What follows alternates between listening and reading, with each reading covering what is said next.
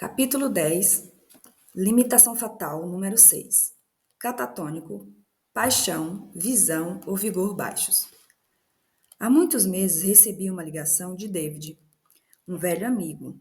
Quando estávamos terminando a conversa, ele me perguntou se eu almoçaria com Michael, o filho dele, para falar sobre o futuro do rapaz. David explicou que Michael estava tendo dificuldades em escolher uma carreira e decidir o que fazer na vida. Há anos não nos encontrávamos e gostei da ideia de revê-lo. Nós nos encontramos em um restaurante e, durante a conversa, trocamos informações sobre as disciplinas que ele tinha cursado. Ele não se mostrava muito empolgado com nenhuma delas. Já tinha crédito suficiente para se especializar em uma das áreas, mas as matérias eram tão desconexas que ele ainda estava longe de se formar. Na verdade, Michael já estava no 5º ano e ainda precisava de mais um ano para concluir a faculdade. E como estão indo as aulas? Perguntei. Larguei algumas matérias este semestre, pois não estava indo bem. E quando analisei quais disciplinas eu precisava cursar, percebi que elas não iriam me ajudar a conciliar a graduação. Ele respondeu. Quantas horas de aula você está fazendo e quantas abandonou? Perguntei. E a resposta me deixou estupefato. Eu estava fazendo 15 horas, mas agora eu faço só 3. Deduzi que, se eu mudar de especialização, não vou precisar das outras. Era inacreditável. Ele tinha largado 12 horas em um semestre depois de se matricular e pagar pelas disciplinas, que, para começo de conversa, nem ele sequer tinha verificado se integrava à grade do curso que escolhera. Por que alguém se inscreve em algo que não vai acabar, paga e depois abandona? A resposta é fácil. Porque era outra pessoa que estava pagando. Os pais de Michael são boas pessoas. O dinheiro que ganha não vem fácil. É conquistado mediante muito trabalho. David tem um emprego bom, mas que exige que ele viaje bastante e trabalhe até tarde. A mulher dele também trabalha, além de lidar com o fato de ter o marido fora de casa 2 noites por semana. Michael, a que horas você acordou hoje? Perguntei. Cara, eu dormi tarde demais ontem e não consegui acordar cedo. Ele riu. Bom, eu também dormi tarde, mas a que horas você acordou? Um pouco antes de vir almoçar com você. Vejamos, se entendi bem. Ele ficou acordado à tarde. Sua única obrigação é estudar, só tem 3 horas de aulas por semana e não levantou da cama até a hora de sair para almoçar. Que vida dura! Pelo menos ele foi sincero. Michael não sabia que há alguns anos eu tive um infarto. Eu soube. Agora você está legal? Perguntou ele. Estou, mas tenho problemas cardiovasculares e já passei por 3 cirurgias. Eu cuido da alimentação, faço exercício e agora está tudo sob controle. Estou em forma, respondi. Que bom, ele disse. Terminamos de comer e logo a conversa voltou para o assunto que ele queria debater, sua carreira. Preciso achar um emprego que me permita trabalhar quantas horas quiser e ganhar muito dinheiro. E eu não quero viver sob pressão e pretendo ter tempo livre para estar com os meus amigos. Não sei ao certo o que quero fazer, mas esse é o tipo de emprego que eu procuro, ele explicou. Que carreira você acha que eu deveria escolher? Ele me deu a oportunidade de que eu estava esperando desde o início da nossa conversa. Eu me aproximei dele e respondi: Michael, você sabe que a minha empresa está indo bem, não é? Não sabe? Claro. Tenho uma proposta para você, mas sei se você vai gostar. Mas não sei se você vai gostar. Nos primeiros anos não é difícil, aliás, você fica livre para fazer o que quiser. Depois fica mais difícil. Ele se mexeu da cadeira entusiasmado. Nossa, parece ótimo. O que é? Acho que você deveria pensar em ser doador. Daqui a alguns anos vou precisar de um coração novo. E como você não está fazendo nada de útil com esse coração saudável que tem, então poderia pagar adiantado pelo seu. Depois, quando eu precisar, você me dá o seu. Você está jogando a vida fora. E eu não. Então, é mais do que justo que eu tenha a oportunidade de concluir os projetos importantes aos quais estou me dedicando. O que você me diz? Vamos fechar o negócio? Ele ficou perplexo e me olhou como se eu o tivesse apunhalado pelas costas. Sim, eu havia sido frio e cruel, mas era a verdade nua e crua. Aproximei-me, olhei bem nos olhos dele e disse: Garoto, você está se tornando um imprestável. Levante da cama e faça algo com os dons que recebeu. Além do mais, não me chame para almoçar, a menos que esteja estudando e tenha algo útil para contar. Você tem um potencial extraordinário, mas a cada dia que desperdiça em insulto a capacidade que tem. Termine a faculdade, faça algo da vida ou aceite a minha proposta. Dei um beijo na testa dele ali no restaurante e me levantei, o abracei e fomos embora. Muitos meses se passaram até que Michael me ligou. Ele estava se formando e tinha algumas importantes entrevistas de emprego agendadas. Acabou conseguindo uma boa vaga em uma empresa de prestígio e está indo bem. Hoje ri ao contar essa história e ele aprendeu a lição. Tenho dificuldade de entender as pessoas que tentam fazer algo proveitoso com a vida que receberam. Ao longo dos anos, pude acompanhar um amigo que tem problemas mentais graves. Todos os dias ele vai trabalhar em troca de um salário que, na melhor das hipóteses, é baixo, porém sempre apresenta estar tendo um dia excelente. Quando vemos contar como ajuda as pessoas no supermercado, conhecendo cada cliente e os filhos dos clientes pelo nome, temos a impressão de que ele está transformando o mundo. De fato, ele está transformando o mundo. Mas então vejo tantas outras pessoas que receberam muito mais e fazem tão pouco com seu talento. Às vezes é preciso uma crise séria ou uma questão de vida ou morte para que um catatônico tome um choque de realidade e perceba que o tempo está passando e que a vida é preciosa demais para se jogar fora. Não deixe para depois. Não posso deixar de relatar mais um aspecto que nossa pesquisa nos revelou. Paixão e determinação são traços comportamentais aprendidos. É possível ensinar as crianças a terem paixão e a garra que as levarão a superar seus problemas. No entanto, é extremamente difícil introduzir paixão e determinação na vida de um adulto que já passou dos 30 anos. Se você precisou contratar alguém, deve saber que ou a pessoa chega para trabalhar com disposição e comprimento, ou não consegue produzir quase nada. Concordo com a resposta que o grande técnico de futebol americano Lou Watts deu quando lhe perguntaram: Como você consegue manter os jogadores tão motivados? Lou respondeu: Não é difícil conseguir um time totalmente motivado. Quem não estiver motivado é demitido.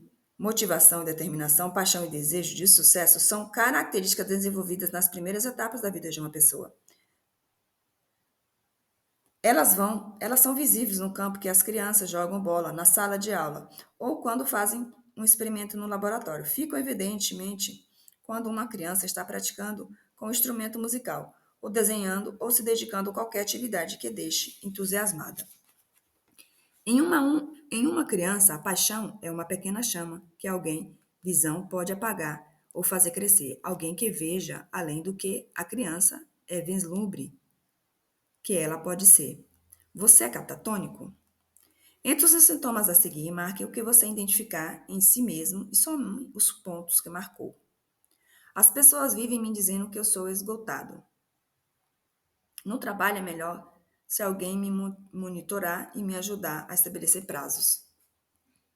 Acho que eu trabalho muito melhor sob pressão, pois esse motivo, no início de um projeto, não me empenho tanto quanto deveria.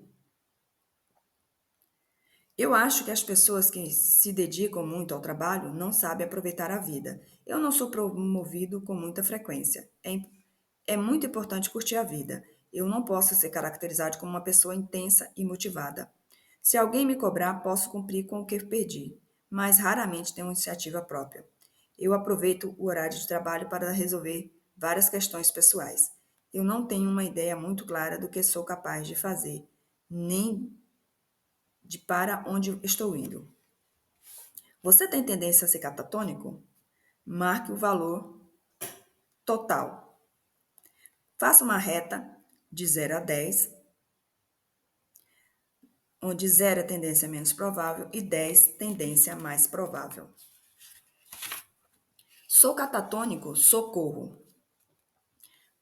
Mark Twain disse: o segredo do sucesso é fazer da sua vocação a sua distração.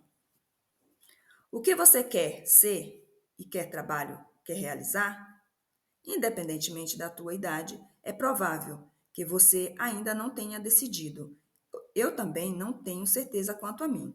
As pesquisas mostram que algumas pessoas têm uma intensidade inata que lhes permite, ao menos em certos períodos, resolver qualquer tarefa com total eficiência. Contudo, a maioria não é assim. E o desafio que eu lanço é o seguinte: encontre uma atividade de que você realmente goste e na qual se sinta preparado para ter muito sucesso. Falar é fácil, é claro, mas essa realidade não pode ser ignorada. É claro que qualquer profissão inclui aspectos que não nos agradam.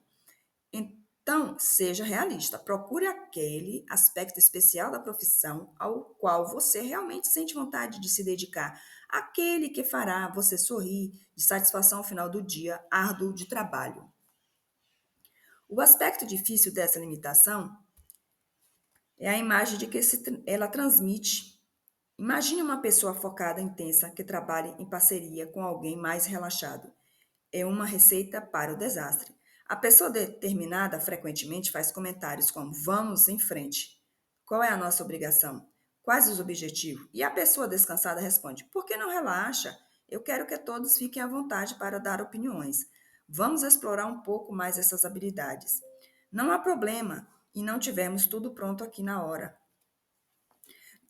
Mas o fato é que você permanece agindo como sempre agiu, continuará conseguindo o que sempre conseguiu. Então, se está farto de ficar frustrado com as pessoas que têm objetivos definidos, o que pode mudar para demonstrar que também tem pressa?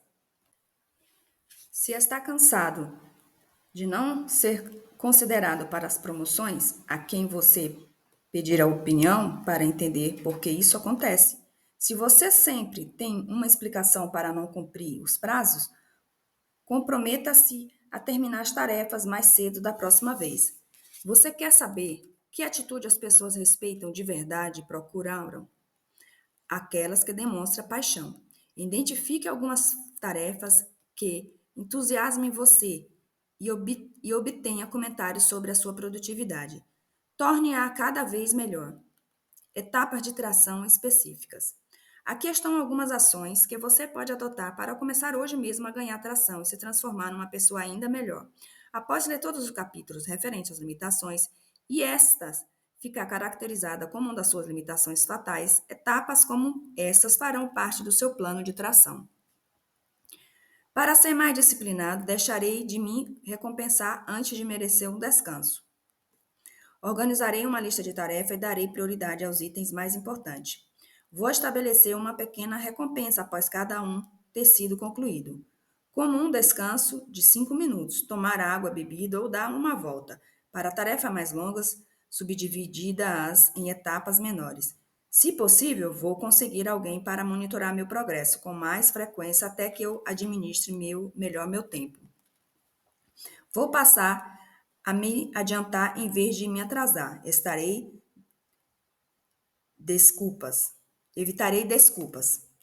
Se eu não conseguir cumprir um prazo, vou dizer enfaticamente: desculpe por dar a impressão de que eu não levei muito tempo a sério esta tarefa. Na próxima oportunidade, vou demonstrar que não é assim. E se eu perceber que talvez vá perder um prazo, avisarei a equipe sobre a situação atual e perguntarei: alguém sugere algo que eu poderia mudar para acelerar o processo? Vou procurar minha paixão na vida, examinando profundamente minha escolha de carreira, emprego para ter certeza de que ela vale a pena para mim. Terei mais chances de sucesso se alinhar meus valores pessoais ao trabalho, pelo qual tenho paixão. Como lidar com o catatônico?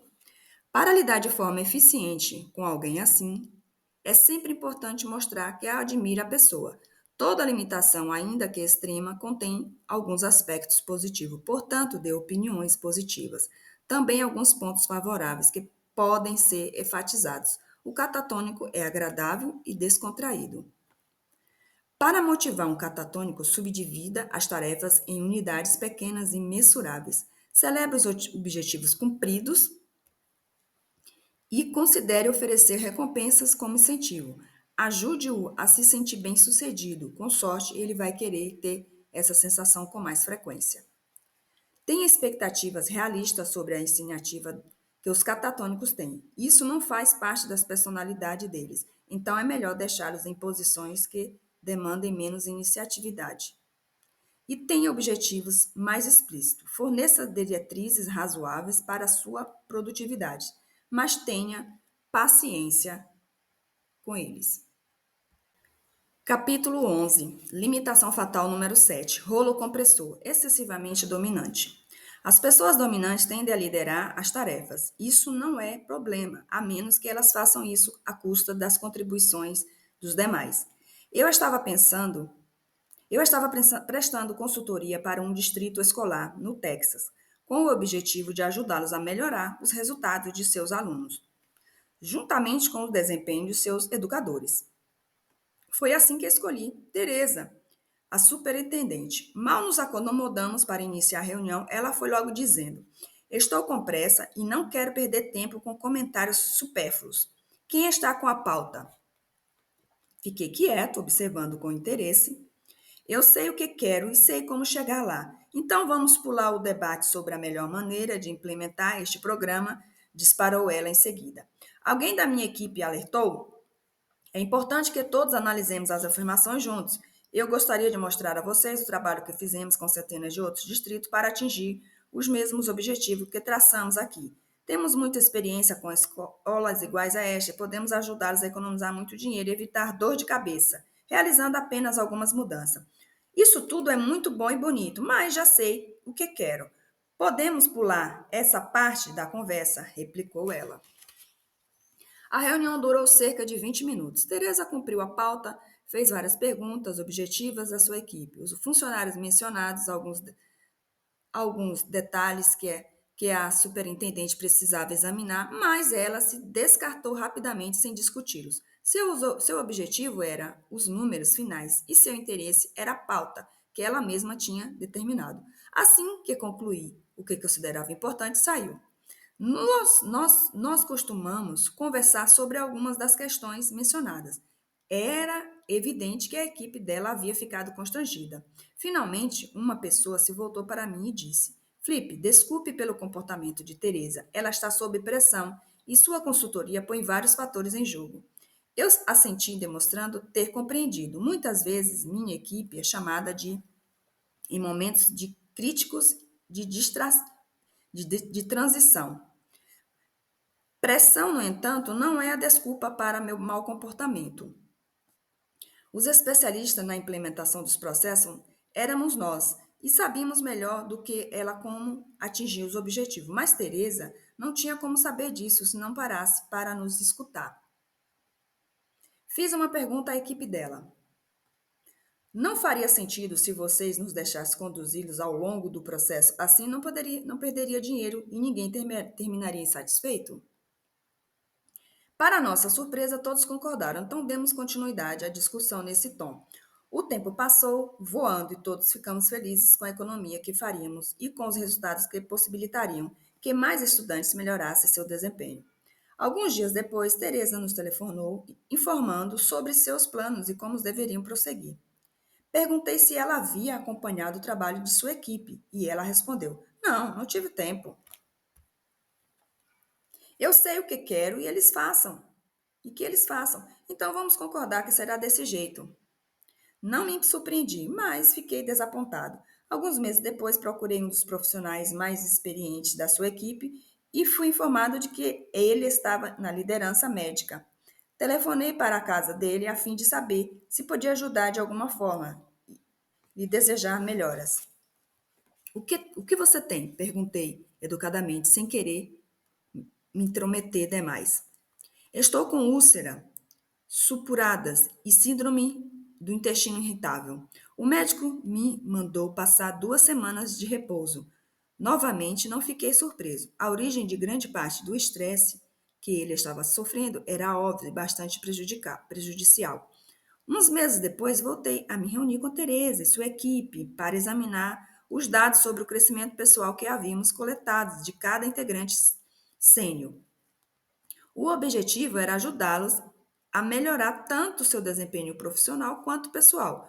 Todos estavam ansiosos para receber suas avaliações, porém, assim que estas foram entregues, Teresa ficou de pé e anunciou que tinha um compromisso e que voltaria em algumas horas. Todos os demais começaram a examinar seus relatórios e a discutir em grupo, entusiasmados. A superintendente não voltou mais naquele dia. Eu telefonei para ela uma semana depois e me ofereci para ir até seu escritório, às 3 horas de distância, para conversarmos sobre a sua avaliação. Foi então que ela me informou suas prioridades. Eu vou participar desse processo, mas não tenho tempo para crescimento pessoal. Estou pagando para vocês melhorarem os outros, e isso é o que eu espero que aconteça. Você lembra que eu já expliquei que nenhuma equipe consegue superar as limitações de seu líder? Poucos meses mais tarde, a maioria dos integrantes da equipe começou a procurar emprego. E um ano depois. Bem, digamos que Teresa encerrou sua carreira naquele cargo. Hoje é consultora educacional para outros distritos. É lamentável, mas foi o que aconteceu. A pressão do rolo compressor. É páreo duro conviver com indivíduos excessivamente dominantes. Infelizmente, eles costumam acreditar que tem resposta e palavra final para tudo. Pessoas com essas características discutem com todos os e atropelam aqueles que não cedem do jeito que eles esperam. É muito difícil lidar com elas no casamento. Só os muito fortes ou insensatos sobrevivem a essa experiência. Talvez tenham razão 90% das vezes, mas estão 100% erradas nas formas como lidam com os outros. E para piorar, gostam de se intimidar. Com frequência perdem parceiros e funcionários, pois não se importam com aqueles que sentem. A marca de um bom líder é domínio equilibrado. Ele tem que fazer as coisas acontecerem. Sei disso porque sou do tipo impulsivo. Além do mais, sei o que acontece quando o poder sobe a cabeça. Felizmente, convivi com muitas pessoas que, ao longo dos anos, me enfrentaram e disseram com todas as letras que eu estava errado. Não necessariamente errado com relação a algo, mas errado por não dar ouvido a ninguém e estar impaciente demais por seguir em frente. Aquelas pessoas que vivem no extremo superior da dominância são as que atropelam a vida com seu rolo compressor. Rolo compressor, carente de modéstia e perspectiva. Certa noite, minha mulher, Susan, e eu reunimos em um pequeno grupo de amigos, entre eles a jornalista Paula Zan e o marido, Richard Cavill, ex-editor-chefe da revista Time. Ward e Janet World fora presidente da ABC Sport e hoje é diretor de filmes da NFL. E Nando Parrado, cuja sofrida história de sobrevivência nos Andes gelados foi narrada no livro Milagre dos Andes. Não preciso dizer que Susan e eu éramos os menos renomados ali presentes, mas provavelmente o mais feliz por estar ali. Nando, com seu jeito calmo e simples, nos relatou sua versão pessoal no famoso acidente aéreo nas Cordilheiras dos Andes em 1972, que matou sua mãe e sua irmã, além de muitos jogadores do time de rugby em que ele jogava e sua família. Após ficar os primeiros 3 dias inconsciente, Nando despertou e descobriu que só ele e 15 amigos haviam sobrevivido à tragédia. Mas o aspecto mais terrível ainda estava por vir. Após 72 dias enfrentando temperaturas negativas, fome e avalanches, sem mantimentos nem itens de primeiro socorro, o grupo finalmente concluiu que estava esperando um resgate que nunca chegaria. Sem fazer ideia de onde estavam, decidiram que Nando, então com 23 anos, lideraria uma expedição composta de 3 homens. Eles acabaram percorrendo cerca de 70 quilômetros pela montanha gelada até chegar ao Chile e conseguiram ajuda. Seu relato dos obstáculos de sua determinação para rever ou morrer tentando. O pai é uma das histórias de sobrevivência mais dramáticas das últimas décadas. Depois que Nando terminou de compartilhar conosco esse feito impressionante, fomos jantar. Refletir sobre aquele dia, marcado pelo forte contraste entre esse relato humilde de um acontecimento realmente heróico e encontro que uma amiga, tivemos antes, quando empresários que não parou um segundo de falar sobre o si próprio. Entretanto, entendendo-nos com os detalhes sobre seus feitos e suas importâncias, o homem monopolizou a reunião, discorrendo sobre um negócio que ele estava fechando. Como em momento algum demonstrou interesse por qualquer dos presentes na reunião. Ele nunca soube que estava diante de pessoas cujas conquistas superavam as dele. Ainda assim, esperamos quieto enquanto ele vanglorizava os seus méritos, sem permitir que outras sequer comentassem. Foi uma tarde longa, cansativa. Refleti sobre os incríveis contrastes que há entre as pessoas. A vida de Nando era um exemplo de comprometimento e excelência, silenciosa, ao passo que a daquele empresário era repleta de arrogância e autobajulação. Não restam dúvida quanto ao qual deles sabia o que era verdadeira liderança. Você é um rolo compressor? Entre os sintomas a seguir, marque o que você identificar em si mesmo e some quantos pontos marcou. Muitas vezes, eu completo a frase das outras pessoas. Quando discordo dos demais, não vejo problema em interrompê-las para corrigi-los. Eu me sinto à vontade liderando um grupo grande e com frequência tomo a iniciativa. Por ser determinado, eu chego mais longe do que os demais. Eu me sinto à vontade em discussões acaloradas. Quando outros estão falando, eu já estou pensando no que dizer a seguir, esperando a oportunidade de convencê-los a pensar da mesma forma que eu. Talvez eu seja insistente até a cabeça dura, mas, em geral, estou certo.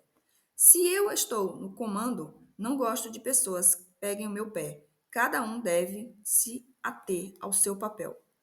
As pessoas dizem que sou teimoso, mas tenho apenas opiniões categóricas.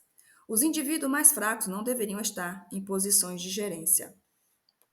Você tem tendência a ser um rolo compressor? Marque a seguir seu valor total. Faça uma reta de 0 a 10, entre 0 tendência menos provável e 10 tendência mais provável. Sou um rolo compressor? Socorro. Talvez você esteja pensando, mas essa limitação não é tão séria assim. Qual o problema em assumir o comando? Alguém precisa fazer isso, não é? E se as pessoas gostarem de como sou até o fato de eu ser mais dominante? Não posso simplesmente ser um ótimo líder? Se pedisse a opinião de todos, não seria uma perda de tempo? Por que preciso do consentimento de outros, se já sei qual é a melhor opção? Você reparou que todas essas perguntas têm em comum? Todas elas dizem a respeito de você. Porém, ao lidar com essas limitações, melhor lição que deve aprender é: você não é o centro do universo. O fato é que, em geral, as pessoas não escrevem as letras grafais que você está atropelando. Muitas vezes elas se manifestam simplesmente esperando outra oportunidade. Talvez nunca cheguem. Nunca digam que ficaram magoadas. Eu apostaria que a maioria dos indivíduos com os quais você teve discussão acaloradas ou que considerou teimosos tinham uma característica, eram parecidos como você. Tenhamos em mente que o objetivo não é se tornar passivo, mas manter as vantagens de ser determinado ao mesmo tempo que reduz o dano. Em vez de ser líder que produz seguidores, seja um líder que produz outros líderes. Etapas de tração específica. Aqui estão algumas ações que você pode adotar para começar hoje mesmo a ganhar tração, após ler todos os capítulos referentes à limitação. Se esta ficar caracterizada como uma das suas limitações fatais, etapas como estas farão parte do seu plano de tração. Vou dar mais espaço para os outros quando estivermos interagindo em grupo. Se eu tiver uma opinião, vou esperar um pouco e ver se alguém expressa um ponto de vista semelhante. Em vez de explicar minha posição, vou me concentrar em perguntar às pessoas mais reservadas o que elas pensam e direi frase como: não pode falar, eu insisto, evitarei interrompê-las ou terminar suas frases. Peça a uma pessoa específica que observe e critique seu comportamento em algumas interações. Começarei a interagir mais nas conversas, perguntando: estou respondendo a sua pergunta? Ou estou dando a impressão de que estou prestando atenção? Ou essa questão é importante para você? Fale mais sobre ela. Comunicação é mais do que conseguir que os outros me apoiem. Então vou me identificar mais com aqueles a quem discuto. Vou me esforçar para entender aquelas minhas voltas. Tomarei mais consciência da minha tendência a assumir o controle. Darei um passo atrás e observarei mais. Evitarei ver uma decisão do tipo tudo ou nada e farei um esforço para compreender melhor o que os outros sentem sobre o que eu decidi, em vez de só levar em conta os fatos. Tentarei obter mais respostas sobre como os outros me veem. Por exemplo, ao fim de uma reunião, posso perguntar a alguém: eu fui bom ouvinte e participei de maneira adequada? Ou perguntarei a alguém com quem trabalho: você acha que às vezes sou controlador demais? Eu já interferi nas suas tarefas? Peça a alguém que responda a uma pergunta específica como essas, uma vez por semana. Como lidar com o rolo compressor? Para lidar de forma eficiente com alguém assim, é simples. É sempre importante mostrar que admira a pessoa. Toda limitação, ainda que extrema, contém alguns aspectos positivos, portanto, dê opiniões positivas também.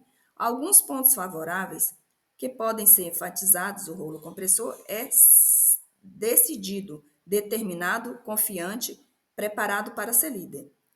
Faça perguntas sobre o que o rolo compressor pensa e sente, de frases como sua opinião é muito importante para mim.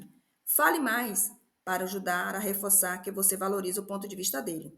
Se estiver se sentindo pressionado ou atropelado, não se acanhe em dizer que ele não está dando atenção a você. Deixe claro que você quer ouvir a opinião dele, mas que em troca espera o mesmo. Ao interagir com o rolo compressor, quando for o caso, imponha limites, claro. Por exemplo, antes de uma reunião, você pode esclarecer: vamos passar junto horas e estes são os assuntos sobre os quais precisamos conversar. Isso deixará claro que você está gerenciando a reunião e o ajudará a ser mais compreensivo, se você precisar tomar as rédeas da discussão.